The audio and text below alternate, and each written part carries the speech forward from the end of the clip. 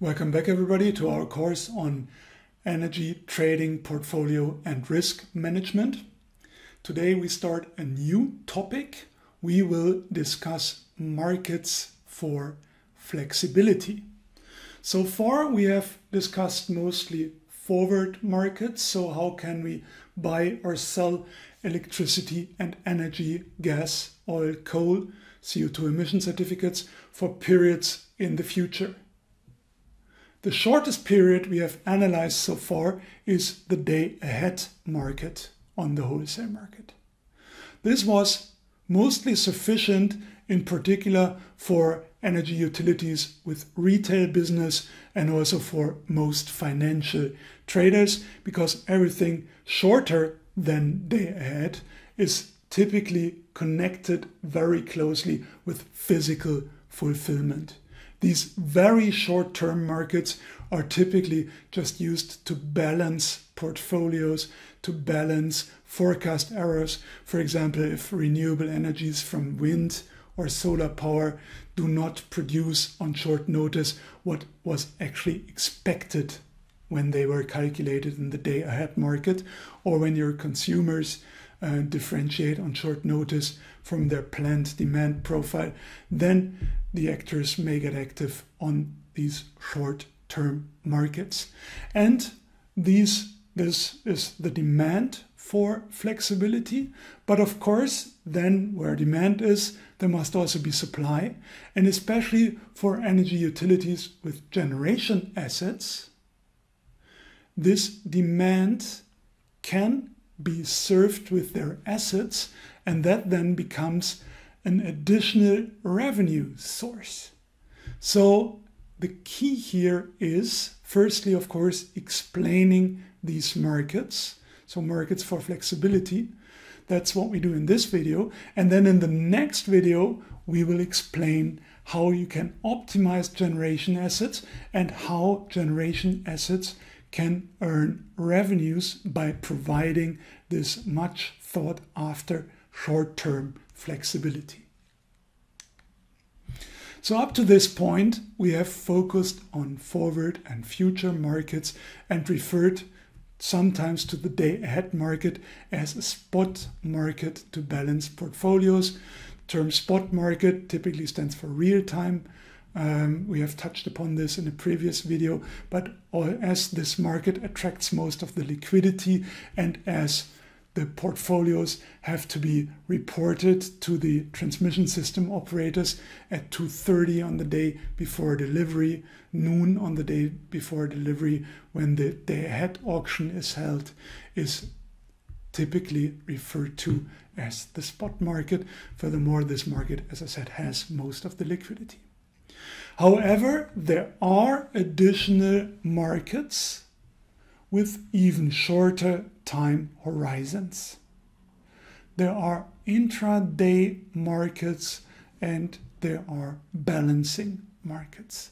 We will discuss both of these. Just in short, the balancing market has frequency containment reserves for primary control reserves, frequency restoration reserves with automatic activation, sometimes referred to as secondary control power or control reserves, and frequency restoration reserves with manual activation, sometimes referred to as minute reserves. Furthermore, there is other system services, reactive power and black start capability, interruptible loads, but we will not dive into that here. We will in the following discuss intraday markets and then balancing markets. As I said, firstly, making you familiar with these markets and their respective tasks. Why are they needed? What are they good for?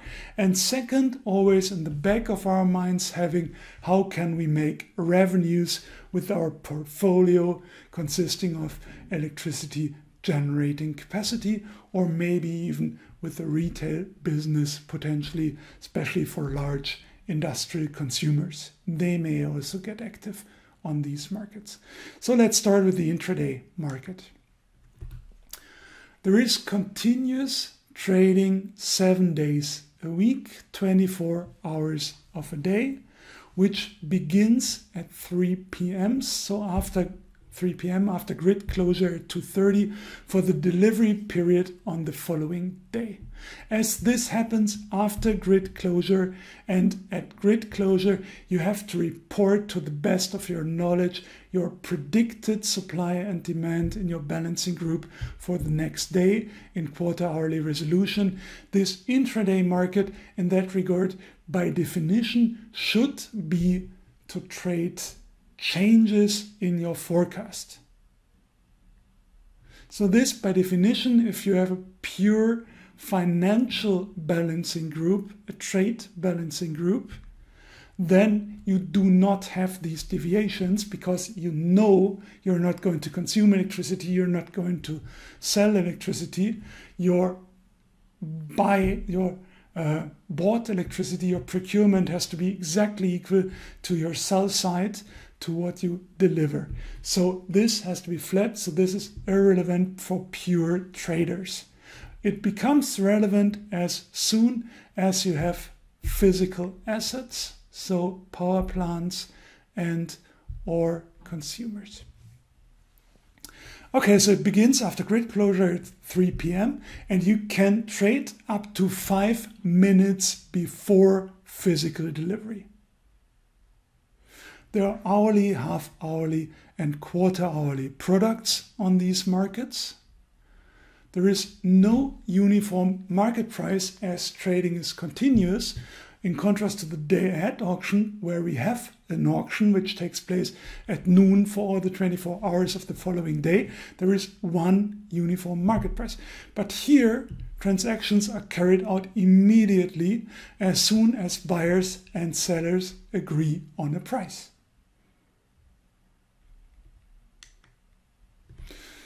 So here we have a timetable for intraday trading. You see on the very left, it starts at 3 p.m. So after the day ahead auction and after grid closure at 2:30. At 3 p.m. we have an auction for quarter hourly contracts for the 96 quarter hours of the following day, of the delivery day. So here we are on the delivery day -1. At 3 p.m. what also starts is continuous trading for hourly contracts. And then at 1600 continuous trading for quarter hourly contracts starts. And as we said, it goes on until the delivery day 5 minutes before delivery, and then we have the physical delivery. It's amazing how close to real-time operation these markets now are extended. I said in a previous video what a huge challenge it is to keep this system stable. The transmission system operators are doing an outstanding job so far, keeping supply and demand equal, preventing blackouts, and having a stable system. And as we said, there is so much physical operations going on in the background. We have all these physical generation of electricity. We have the network which is utilized. We have grid shortages which need to be managed. But still we are able to have the trading, the purely financial side, until 5 minutes before delivery. Even though it has to be stressed again, a crucial point in steering and keeping the system stable is grid closure at 2:30 on the day before delivery. That everybody has to report a balanced balancing group by then helps the TSOs to keep the system stable, and in particular to keep a stable frequency of 50 Hz. But nonetheless, deviations, forecast deviations, are now liquidly traded until 5 minutes before delivery. And as trading is continuous, you see here exemplary how this goes for one specific product over time, so 24 hours before this delivery. And you see the low price in green, the high price in red, the weighted average in black, and the so-called ID1 price in gray, which is close to the weighted average. So the ID1 price is the weighted average price of all continuous trades executed within the last trading hour of a contract, while the weighted average is the weighted average of all trades. Okay, an example of quarter-hourly intraday prices is even more volatile, as you see here. Price is also very volatile for the same product, and the time of trading is important for an optimal trading strategy. Yeah, this is just a small segment of this. This means additional profit possibilities for somebody who operates and owns flexibility, for example, our flexible power plant. So a power plant may sell, rebuy several times on the intraday market. So this make or buy decision we described before may be executed several times if we see the right price movements on the intraday market. So this is great news and an additional revenue source for the intraday. Looking at these markets and comparing the intraday market with the day-ahead market, you see the day-ahead market liquidity for the period from 2002 until 2020 in green, and you see that the liquidity total trading volumes in terawatt hours on the day-ahead market increased over time but flattened out after 2010 essentially. Roughly 200 terawatt hours per year are traded on the day-ahead market. And you see in red the intraday market trading volumes in all products aggregated.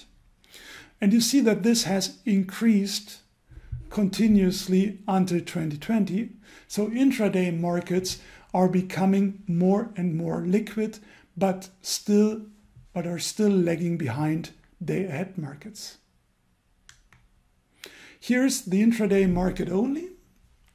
We see that the red line or the red curve increased significantly, and this is also separating intraday continuous trading and intraday auction trading. Okay, so this is a very brief introduction to the intraday market.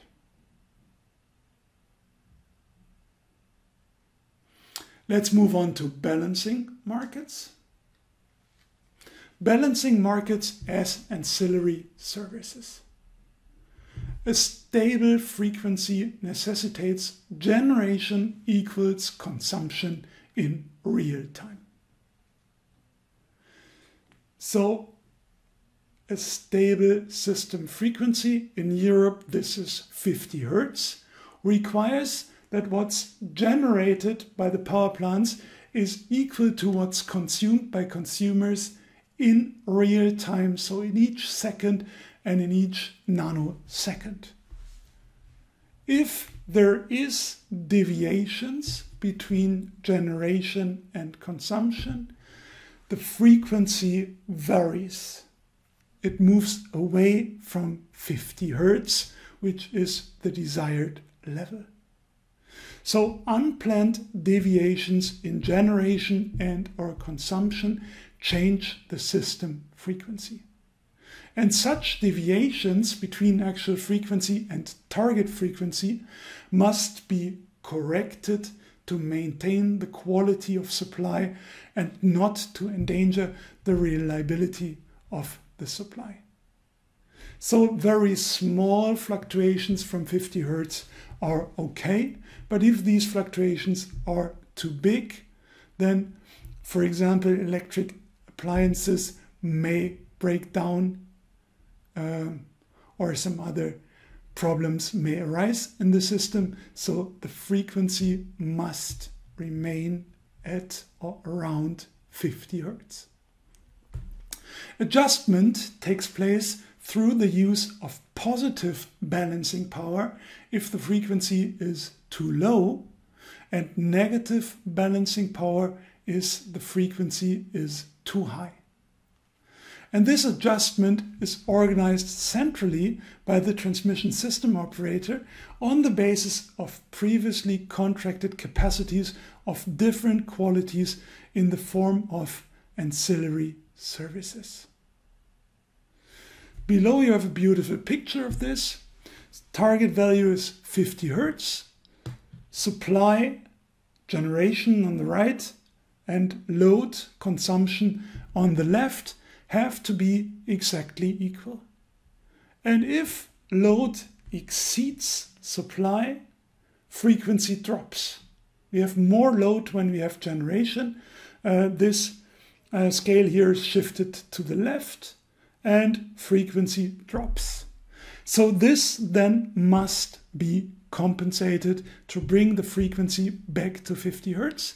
And what can we do if we have more consumption than generation? Well, we can lower consumption, we can reduce consumption, or we can increase generation. That's also what you see here. You can use both sides of the scale to keep the scale balanced at 50 Hz. Depending on where the problem is, it's always possible to generate more or consume less if the deviation is in that direction. If the frequency is too high, because we have more generation than consumption, then again we have two possibilities. We can then decrease generation or we can increase consumption. And indeed, both actors from the supply side and actors from the demand side can provide balancing services. So both can earn money, can earn revenues on these markets. We will, however, focus on the generation side in the following. But this is non-exclusive. You could also discuss this for the consumption side. Okay, there is different balancing reserve products. So the TSOs, being responsible for keeping the frequency stable, do this with the market, and on that market there are different reserve products traded. So we have, first of all, positive and negative balancing reserve, depending on whether frequency is too high or too low. We need different products. But in addition, the contracted capacity is differentiated in terms of quality, especially duration until availability, so that there are 5 products on the market at the moment.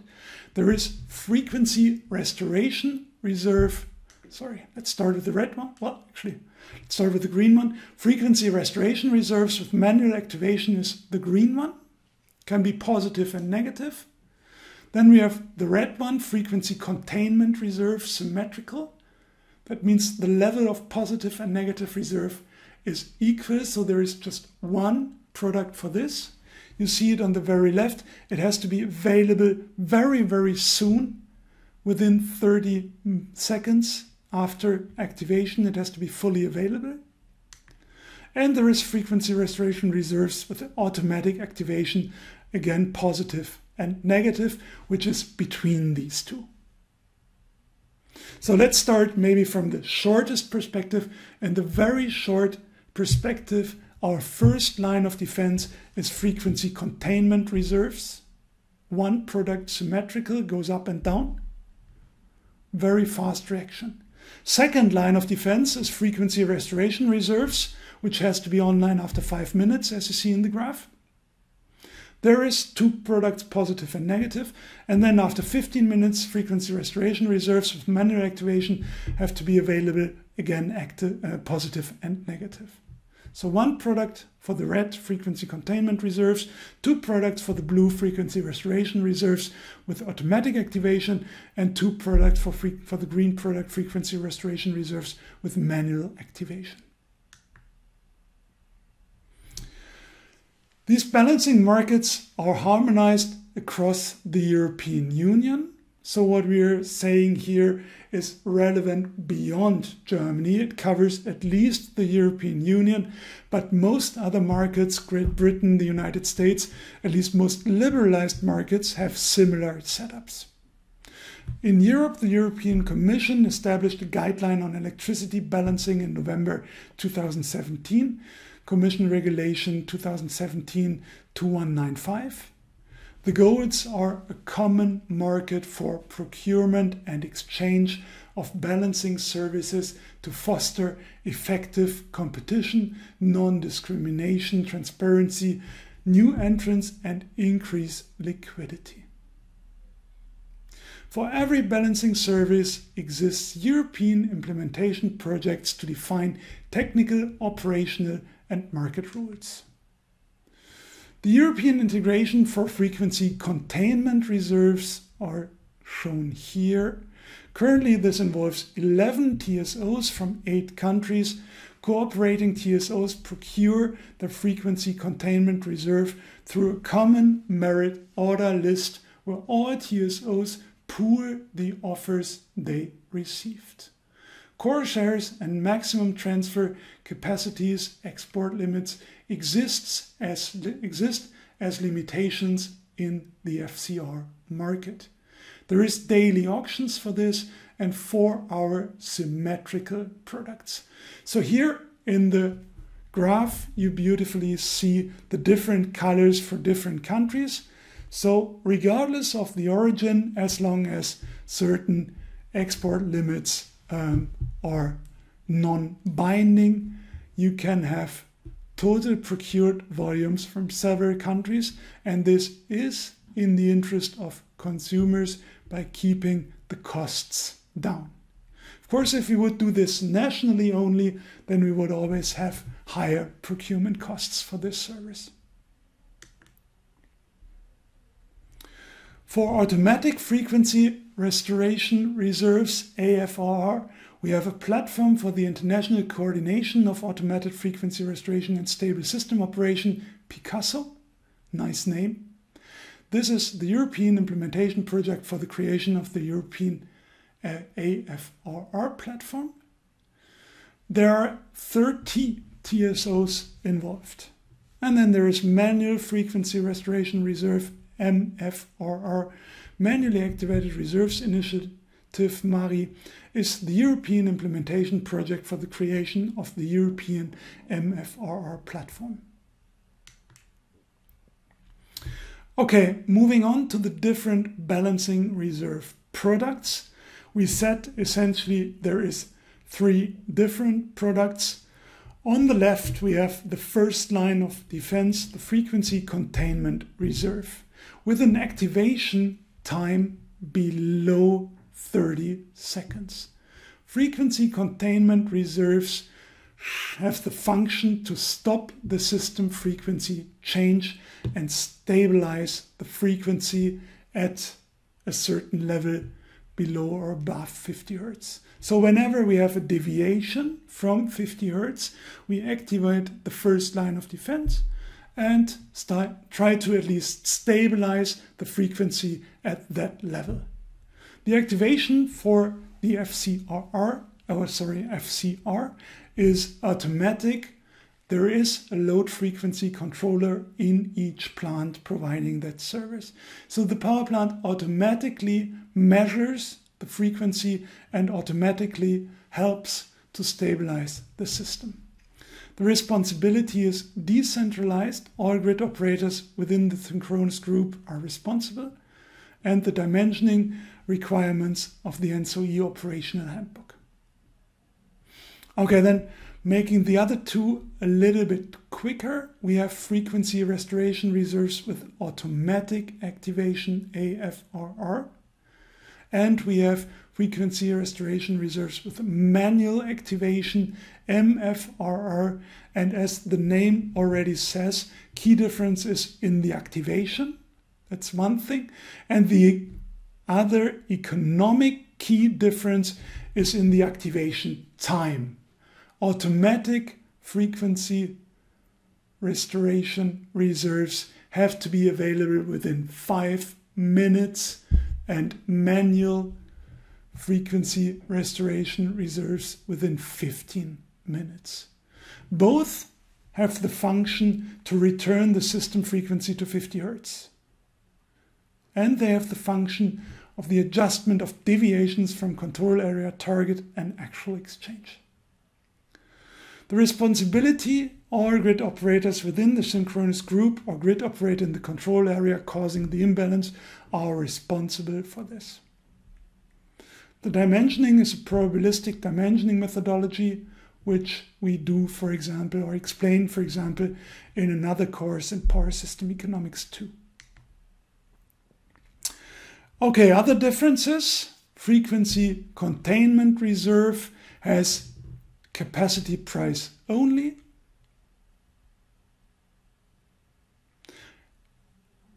Has a daily auction, bid submission opens 14 days before and closes on the day before delivery. Several product durations in 4-hourly interval. While frequency restoration reserves and both frequency restoration reserves, let's put it that way, have capacity price and an energy price, both positive and negative. And the other differences you can see on this slide.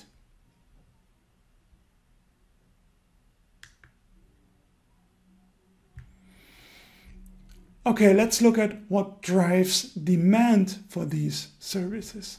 The reasons for frequency deviations. The planning of the energy system is based on forecasts.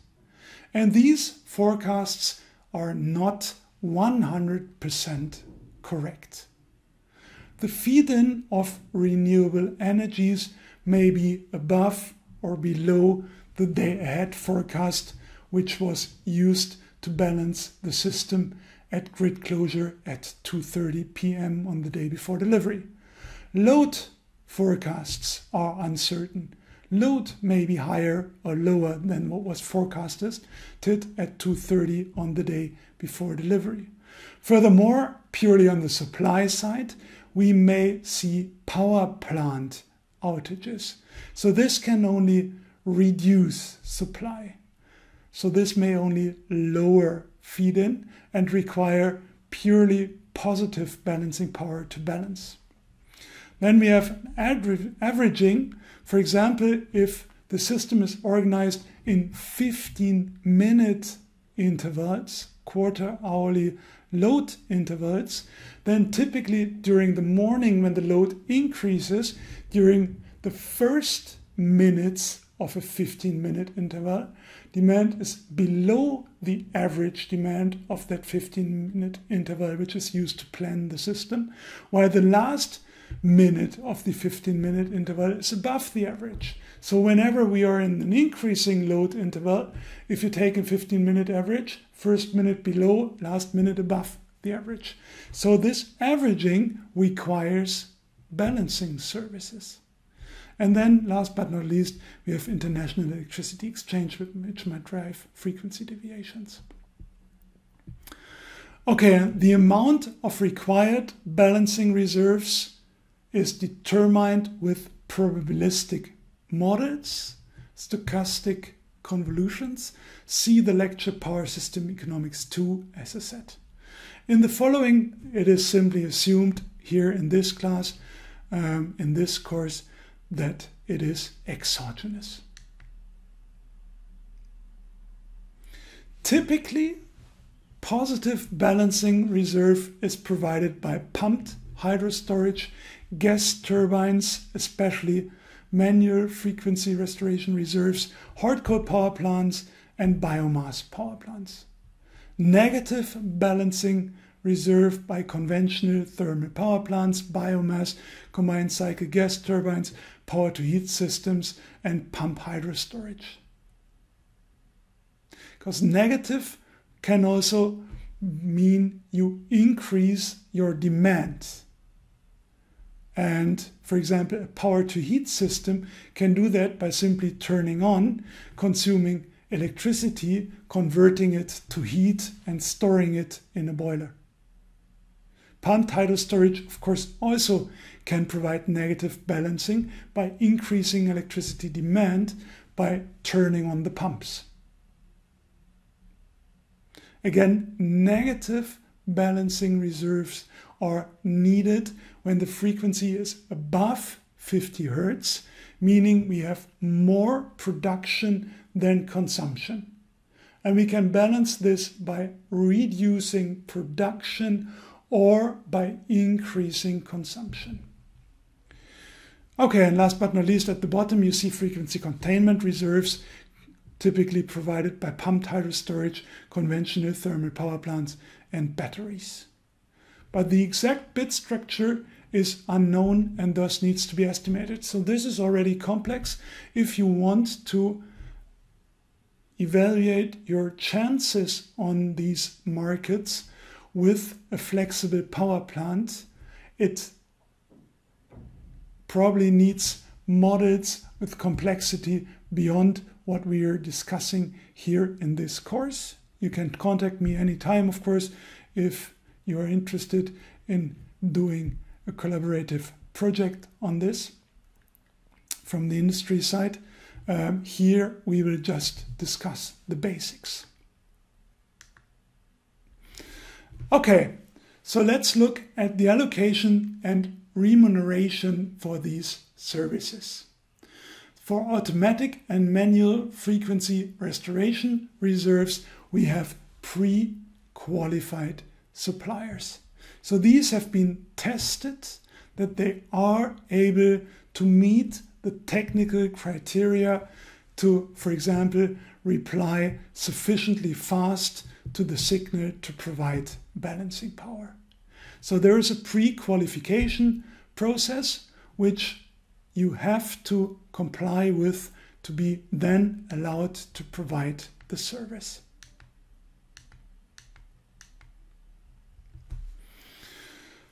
Then the pre-qualified suppliers may actually bid for the service to become part of next day's manual and automatic frequency restoration reserves. And you bid for that with the capacity price on a capacity market. The bid includes the offered capacity and the capacity price. On the capacity markets, our bids are sorted according to the capacity price. Acceptance for the required amount of balancing capacity based on the required amount, starting with the lowest capacity bid price, and filling up with more expensive bids until our required capacity is procured. Remuneration of the offered capacity with the offered capacity price. So this is a pay-as-bid market. So out of the pre-qualified suppliers, some will enter the capacity market if the capacity price is low enough, indicated by the green arrow, while others will not enter the capacity market if the bids are too high or pre-qualified supplier chooses not to submit a bid at all for the capacity market. And then this is in a way how much capacity is available guaranteed then for the TSO to later balance the system in real time. So this capacity market signals just you as a provider of capacity with your generator, with your flexible asset, would be willing to provide energy on short notice if the TSO tells you, yes, we need you. So there is a second market behind the capacity market, the so-called energy market, which then in real time is used to balance the system. And on this energy market, we need from the winning capacity on the capacity market mandatory bids. Furthermore, voluntary bids of all pre-qualified suppliers are allowed. So even if you did not make capacity market with your pre-qualified supply, you're still allowed to submit energy bids to the energy market. However, of course, in that case, you don't receive any capacity payments. Bids on the energy markets, regardless of whether you're a pre-qualified supplier who won capacity market or did not win capacity markets, bids include an offered capacity and an energy price. So euros per megawatt hour if you're called upon and should produce, then you're remunerated with the energy price. Again, the TSO sorts all bids according to the energy price in ascending order. So a merit order for the energy market, for balancing power, for automatic and manual frequency restoration reserves. And of course, the remuneration of activated energy happens with the energy price. Again, interestingly, with the offered energy price. So again, we have a pay-as-bid market. So balancing markets tend to be pay-as-bid markets, while day-ahead markets tend to be uniform price markets. Okay, and the graph on the left visualizes this process. So starting with pre-qualified suppliers, pre-qualified supplier may earn revenues on two streams: on the energy market with voluntary bids, and on the capacity market also with voluntary bids. But if you earn revenues on the capacity market, then you have to submit bids on the energy market. But either way, you may be selected or not selected. Okay, let's look at positive balancing reserve. Maximum supply quantity a power plant can provide technically is the minimum of the capacity which is kept free between technical minimum capacity and nominal capacity. This is one conditional constraint. So if you provide positive balancing reserves with a power plant, that typically means you ramp up to provide the service in comparison to what you already committed yourself to do on the day-ahead market. So if you said on the day-ahead market, I produce with an 800 megawatt coal-fired power plant, you produce 700 megawatt, then you could theoretically, if your installed capacity, for example, is 800 megawatt, you could then sell an additional 100 megawatt on the reserve market. So the 100 megawatt here is the difference between the 700 megawatt you sold and the nominal capacity, or the technically possible capacity increase in the relevant time range, which depends on the ramping rate. So power plants technically can change its output by a certain amount of megawatts per minute. And meaning, if in this example you're producing with 700 megawatts and your maximal capacity is 800 megawatts, you may or may not be technically able to, within the activation period, ramp up 100 megawatts. If you are technically just able to ramp up 80 megawatts, then this is what we refer to with the minimum here. So the maximum you supply is the minimum of what's free in the plant and what's technically rampable. And this is what you see below in the formula. The capacity you can provide as positive balancing reserve is equal to the minimum of cap EL, which is installed capacity, minus cap EL min, and the delta cap EL, depending on the ramp rate and balancing reserve products. This is for a typical conventional power plant, such as a coal-fired power station, hard coal, lignite, or combined cycle gas turbine, for example. So this is what such a plant can offer as positive balancing reserve.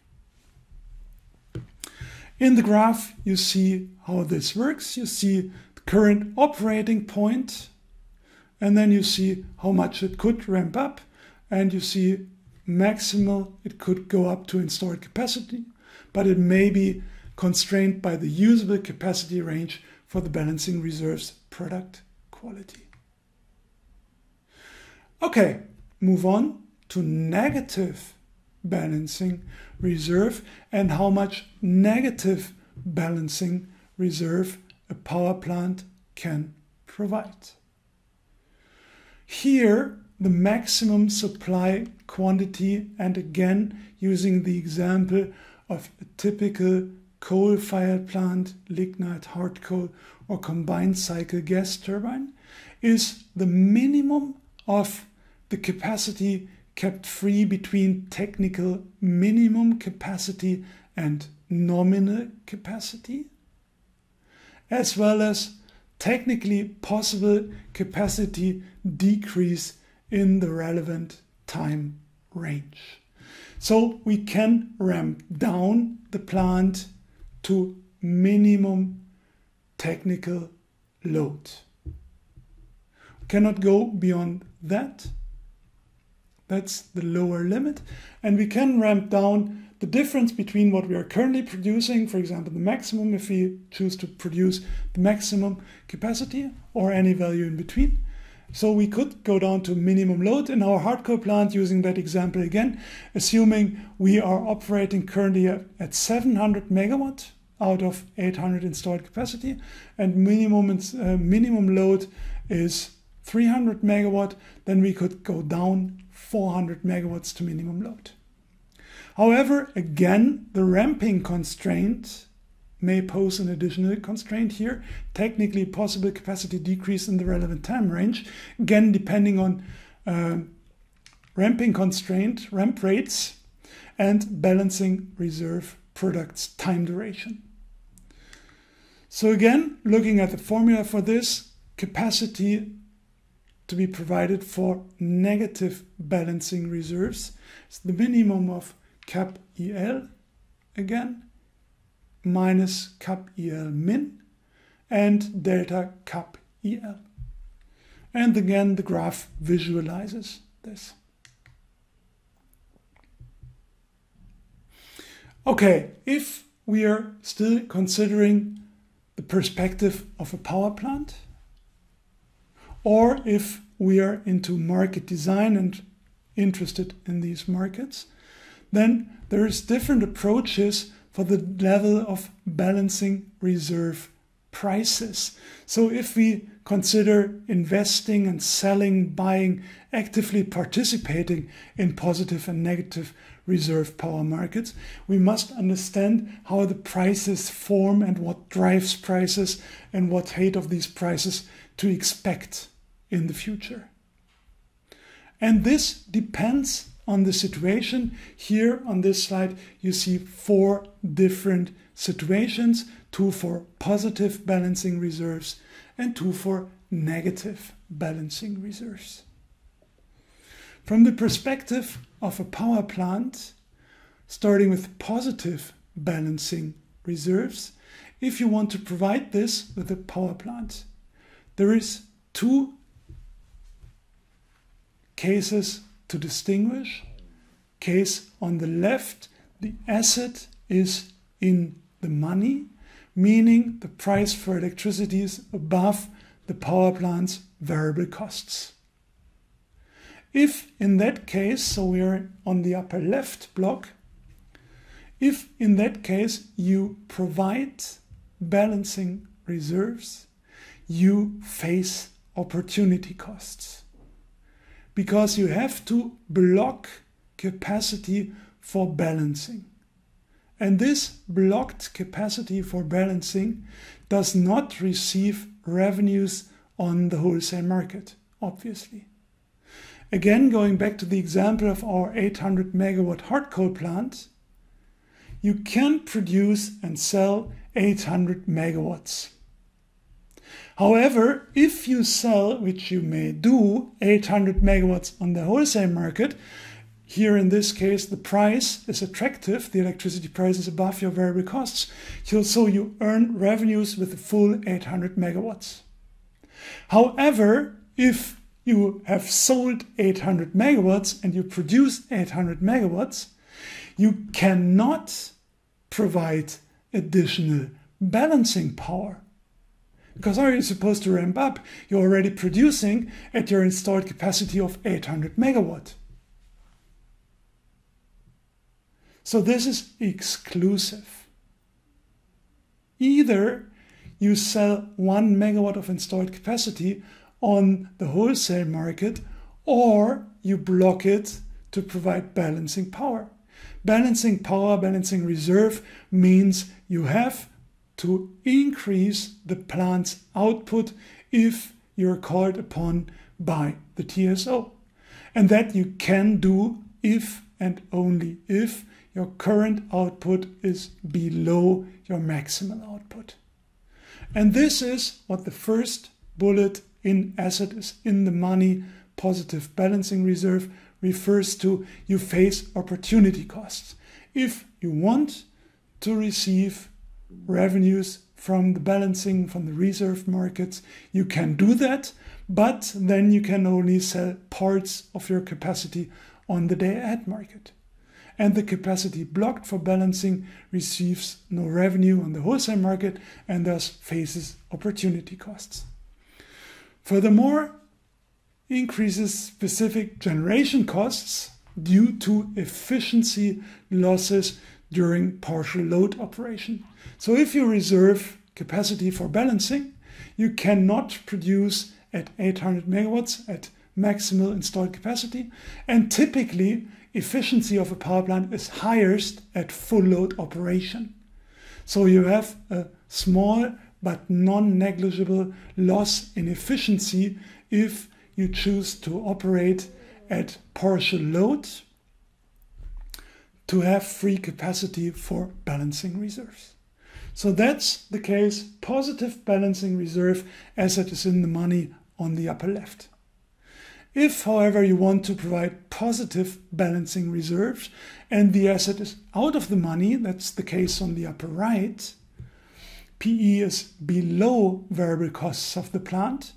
So if you produce, you earn money on the wholesale market, but the revenue is below your variable production costs.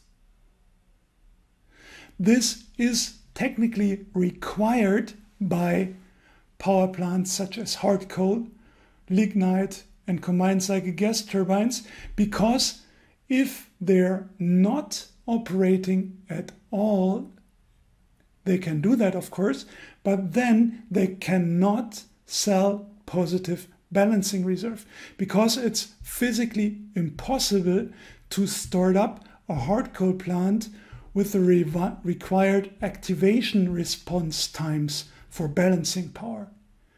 Remember, activation time is 30 seconds, 5 minutes, or 15 minutes, and you cannot start up conventional power plants within 15 minutes. The only conventional power plant you can start up within 15 minutes is open cycle gas turbines and also hydropower such as pumped hydro storage, and also batteries. They are fast enough to be ramped up, to be started up within 15 minutes, but conventional plants must be up and running. And the problem here in the upper right corner, asset is out of the money, in order to provide positive balancing reserve, you have to be up and running, at least with partial load. So here we need to distinguish two different cases depending on the technology. No costs if startup time is below activation time. That's, as I said, the case for pumped hydro storage or an open cycle gas turbine on the manual FRR market.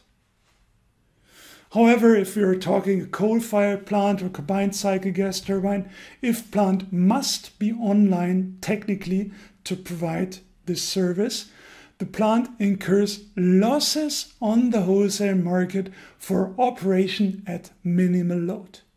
So the plant is selling electricity on the day-ahead market, at least with minimal load. 300 megawatt, for example, out of the 800 megawatts must be sold on the day-ahead market, knowing that in this example, the revenues on the day-ahead market do not cover the costs for these 300 megawatts, the variable production costs, but that enables the plant technically to ramp up further if called upon and provide balancing services. And the expected revenue for that service must exceed the loss incurred from day-ahead operation. Okay, this in more detail, provision of positive balancing reserves. Let's look at the provision of negative balancing reserves. There, again, the asset can be in the money, that's the lower left. Operation typically at nominal capacity, so if it's productive and we earn money on the day-ahead market, we want to produce as much as possible. And providing negative balancing power means we are able to ramp down. But this comes without any additional constraint if we're producing and at maximal load level anyhow. So no change of the operating point is necessary. We just continue to do what we want to do on the day-ahead market anyway, produce as much as possible, sell for PE, incur costs VC, but making a profit as PE by definition in this example, in this case lower left, is above variable costs. So providing negative balancing reserves from a typical power plant, if it's producing anyway, can be done at no costs in this case. If, however, the asset is out of the money, we have the case we have already described above, even worse, because now the plant must be online on the wholesale market, and we incur losses on the wholesale market, again, if it's technically required to run.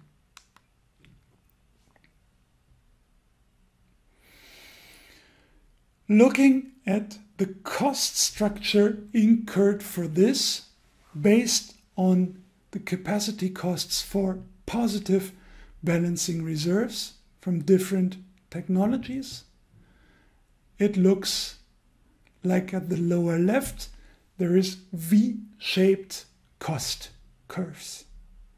But let's start on the upper left, some assumptions for the power plant technologies. We look at hard coal, combined cycle gas turbines, and biomass. We assume variable generation costs as given in the table. We assume a market and management premium for biomass only, which receives subsidies from the Renewable Energy Feed-in law. Then we have minimum capacity in percent of installed nominal capacity, 30, 40, 50% for the three technologies. We have a nominal capacity in megawatt, 800 megawatt for the hard coal plant, 400 megawatt for the combined cycle plant, and 100 megawatt for the biomass. And then assume we produce balancing reserve, positive balancing reserve of 100 megawatt for the hard coal, 100 megawatt for the combined cycle, and 50 megawatts for the biomass. This is the assumption.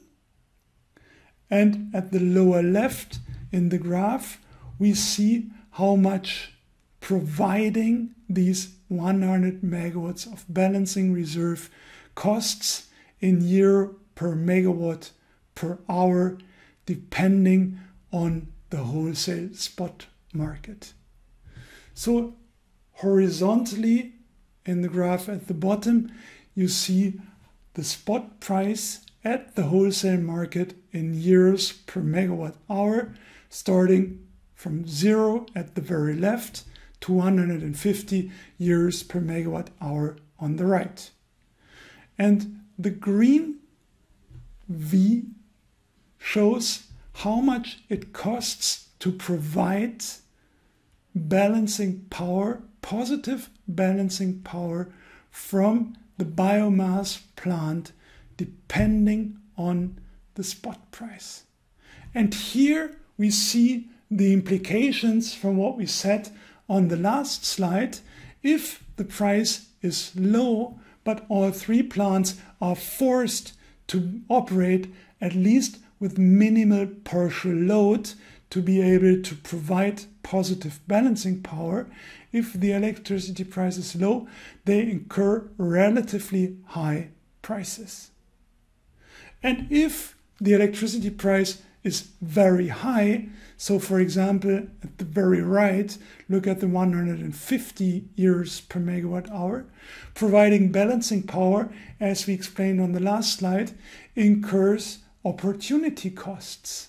At 150 euros per megawatt hour electricity price, all three technologies would like to produce and sell on the wholesale market. It's very attractive for all technologies to sell electricity on the wholesale market if the price is 150.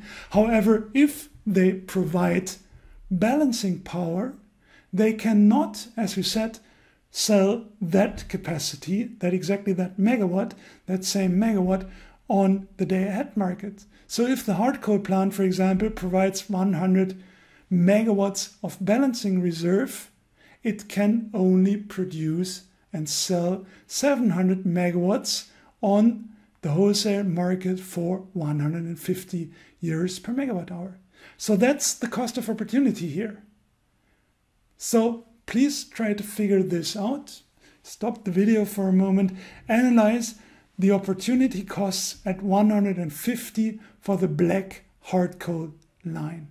Why is the hard coal plants cost to provide positive balancing power roughly somewhere between 100 and 120 euros per megawatt hour or per megawatt per hour if it provides positive balancing power? So explain this right black point at 150 spot price at the wholesale market. If you want to read up on this, there is a paper published in the International Journal of Energy, Power and Electricity Systems, IJPES, which I published with two co-authors in 2014, Economics and Design of Balancing Power Markets in Germany. The influencing factor, what drives these V-shaped costs, are the electricity price, variable generation costs, minimum capacity, balancing reserve slices, capacity gradient and product, efficiency loss during part load operation if it's included in the model, and startup costs if it's included in the model. Both are not included in this graph. The different power plant technologies' costs for provision of balancing reserve and a potential power plant call depend on the electricity price. Obviously, but please briefly think about this second bullet point on the right. Hence, efficient suppliers vary with the electricity price and over time with changes in fuel costs and CO2 certificate prices. So, for example, if the spot price is slightly below 50, we see in the graph that hard coal is the cheapest option to provide this. Hard coal has the lowest costs to provide balancing power. If the wholesale price is very high, say 100 euros per megawatt hour, figure out which technology is best suited to provide balancing power. It's the CCGT. Okay, same story for negative balancing power. As you said, the higher the price, if these technologies are in the money, then they produce at installed capacity anyhow. Same example here, hard coal with 800 megawatts, combined cycle plant with 400, biomass with 100. So if the price is in this example 150, you see in the lower left that the costs to provide negative balancing power is 0. Negative balancing power for all three technologies is easy to provide because it's there anyhow. However, if the price is low, and in particular if the electricity price drops below variable production costs, then these power plants have to be kept in the system on the day-ahead market, on the wholesale market, to be able to then provide negative balancing power, and that quickly becomes costly, as is visualized in these rather steep curves you see in the bottom left. Again, the influencing factors are the same. At every electricity price, the different power plant technologies have different costs for provision of balancing power if they are out of the money and for potential power plant costs. Efficient suppliers vary with the electricity price and also over time with changes in fuel costs and CO2 certificate prices if they are out of the money. And this increasingly becomes an issue with more and more renewables in the system, because the renewables replace conventionals but have a hard time providing balancing power. Okay, some further aspects of the cost structure of balancing reserve suppliers. What drives this cost structure? The duration of the provision period. Caused by electricity price variations, a power plant may be both in the money and out of the money during different hours of the same provision period. The shorter provision period, the less of an issue this becomes. Dynamic aspects occur: startup and shutdown costs, minimum downtime and minimum operating times. CHP plants, consideration of sales revenues or avoided costs on an alternative heat supply. So if we provide balancing services with heat plants, with CHP plants, we also have to take into account the heat side of the CHP plant. Consumer units, costs in the production process due to the fluctuating electricity supply. As I said, I'm coming back to this. We mostly discussed this using the example of power plants, but consumers can also provide both types of reserve, both positive and negative, and some large industrial consumers are indeed doing this. Then we have power plants and consumers with connection to high, medium and low voltage networks. There may be an aspect of avoided grid usage charges, but don't worry too much about it. That may be typical in the German system. And other aspects, consideration of alternative revenue options, such as intraday markets. We have just looked at the wholesale market here, the day-ahead market. Intraday market may also play a role. And portfolio effects if you have several assets which can be combined.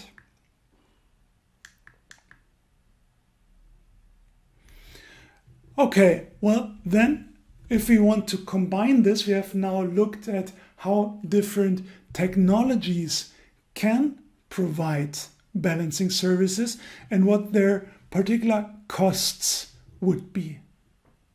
So this was from the perspective of the units, and we said, well, the wholesale price depends and determines the best technology, and it also depends on how much the costs for balancing in the end will be. And that then drives the market and the price formation at balancing reserve markets. So we now know in a way the supply, we know the demand from the TSOs, but we still don't know what the balancing reserve market price will be. And we look at this also in the same paper. we take some assumptions. Perfect competition is one. Simplification of technical properties of conventional power plants is another. No consideration of storage and pumped storage hydropower plants, consumer and fluctuating renewable energy units as potential bidders is third. Positive and negative balancing reserve are analyzed independently of each other. No consideration of balancing energy calls, no consideration of marketing and bidding strategies, but this still should give the idea of how fundamentally the balancing reserve market works and how prices and costs are influenced. So we now bring together our supply or the selected supply on this market and intersect it with the demand. And this can be derived as follows, using the V-shaped power plant costs we discussed 2 slides ago. Assume, first of all, a situation on the wholesale day-ahead market. Assume there is a certain supply on the left in the merit order on the day-ahead market, first of all. And there is a certain load here, in this example, 45 gigawatts. And then on the day-ahead market, we get a certain price at the intersection of supply and demand. Furthermore, we get inframarginal capacity producing. In this example here, for example, nuclear is producing, lignite is producing, and roughly half the hard coal is producing. The other half of hard coal is extramarginal, is not producing. Combined cycle gas turbines are too expensive, and open cycle gas turbines are also too expensive. This is the situation without balancing. So the market result on the upper right is 45,000 megawatts demand. The price 44.46 euros per megawatt hour is the price on the wholesale market for capacities. And then here, if we derive the costs for balancing power, we assume we need 2,000 megawatts of balancing power. Now, we do know the price at the intersection of supply and demand. So if we go back 2 slides, look at the V technology shaped curves to provide balancing power, we can now look at the different technologies' costs to provide that service. And you see here to the left and to the right at the bottom how the costs to provide the service are. And you see that the costs to provide balancing for hard coal are very, very low. That's what you see in the middle of the bottom, because hard coal is very close to the margin in its production costs. So hard coal plants in this example with a demand of 45,000 megawatts set the price, and they are the part which is inframarginal is earning a very, very small profit contribution, and the part which is extra marginal would not be losing much if it would decide to jump into the market, the day-ahead market, and produce. So these technology, these plants can pretty easily provide balancing. Then on the left you see the costs for lignite to provide balancing, meaning reducing its output, freeing capacity. Lignite is inframarginal. It could reserve capacity for balancing, but that would mean losing revenues on the day-ahead market because lignite in this example is inframarginal. Same for nuclear, which would lose even more.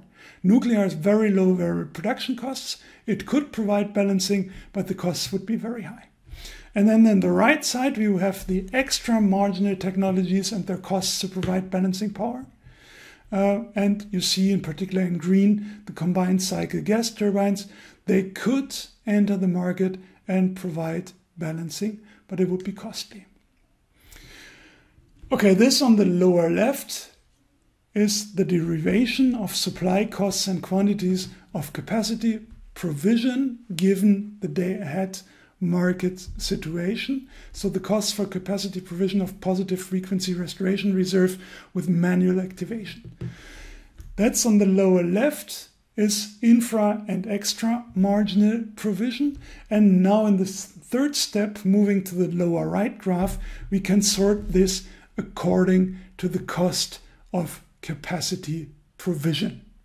So this gives us the merit order of the market for positive frequency restoration reserves with manual activation.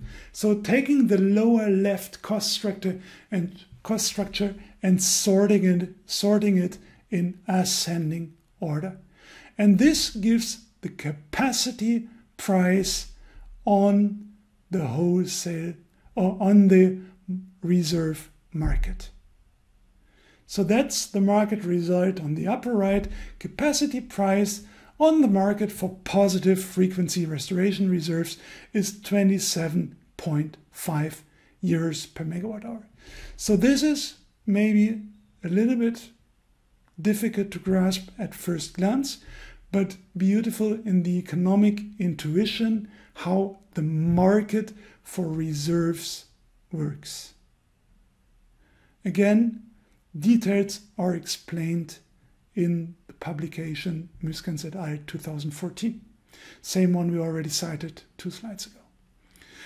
Okay, then we have the example of a different load situation of 70,000 megawatts. Now nearly everything, this is a very high demand level on the day ahead market. You see on the upper left, nearly everything is inframarginal at this demand level. Wholesale price is very high, and we can again construct our merit order supply curve on the market for positive frequency restoration reserves with manual activation on the lower right. And here it's a different situation. The market results, if we go through the process of calculating this and finding the equilibrium, so as follows: load is 70,000 in this example, standard quantity is for reserve is 2,000 megawatt again, and the price at the wholesale market is 69.20 euros per megawatt hour. The capacity price on the market for frequency restoration reserve with manual activation is 46.5 euros per megawatt hour.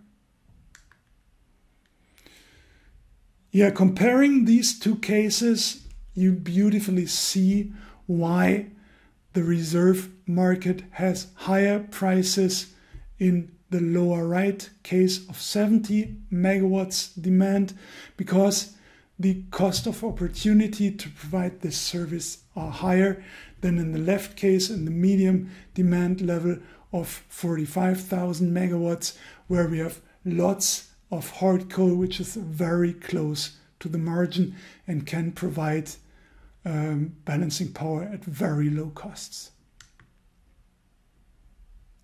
Thanks for watching.